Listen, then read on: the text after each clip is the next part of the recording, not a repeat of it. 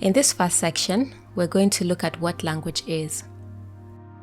We understand language to be a means of communication in that we use language to transmit information, ideas, or concepts and our feelings to one another. Language allows us to interact with each other and our environment. In fact, without language, it becomes difficult for us to share our experiences with each other. And this is because, as humans, we are not telepathic. Language provides us with an effective means to communicate. There are different forms of language. It can either be spoken or verbal, just like I'm doing so right now, and you're able to decode the message you hear me speak. It can be gestures as used in sign languages for those that may have difficulty hearing sounds. This form is sometimes categorized under spoken languages. Language can also be graphical or written, like the letters that you see on your screen right now. We're going to focus exclusively on the written form of language in the next sections. But before we do that, let's try to understand why language is effective as a method of communication. There are two things that make language effective as a means of communication: the signs in the language's repertoire and the rules or consensus on how those signs are to be used. So let's look at the first part, the signs. What are the signs, or more specifically, what is a sign?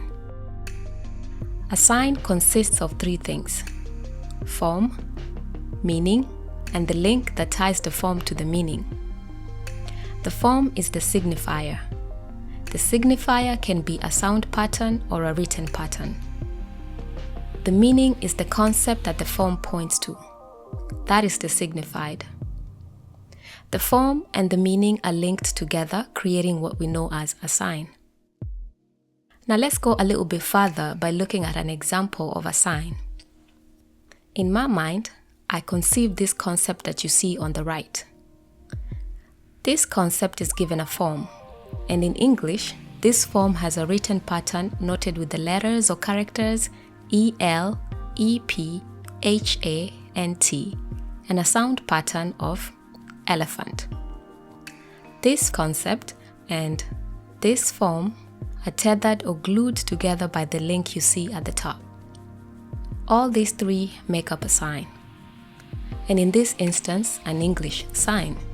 So every time we say elephant or write E-L-E-P-H-A-N-T,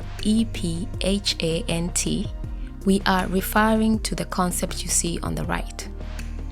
When we speak or write English, we are using sets of signs like this one to transmit concepts, or in other words, what we grasp in our minds. Now let's look at the second part, the rules. A specific group of language speakers will have a repertoire of signs that they use to communicate with each other. So there must be a consensus or convention among that group of language speakers on what the signs mean or refer to. For example, the consensus among English speakers is that the form elephant points to the concept of this big grey animal with large ears, ivory tusks, and a long trunk. On the other hand, Kiswahili speakers agree that the form ndovu is linked to the concept of a similar animal, while Dholuo speakers agree that the form liech is attached to that same concept of the same animal, and so forth.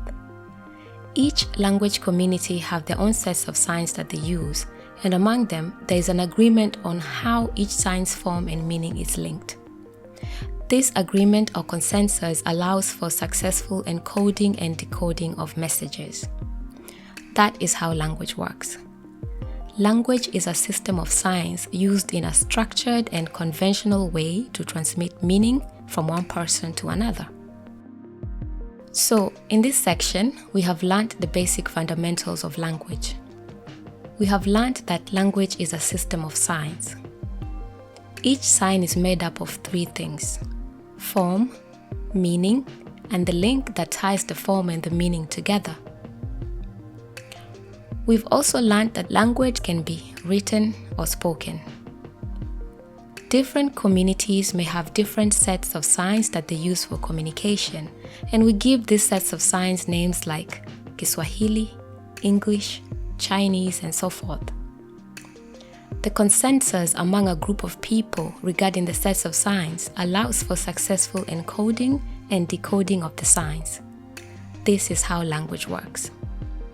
Now that you have a good understanding of what language is, you should be able to explain this concept to others.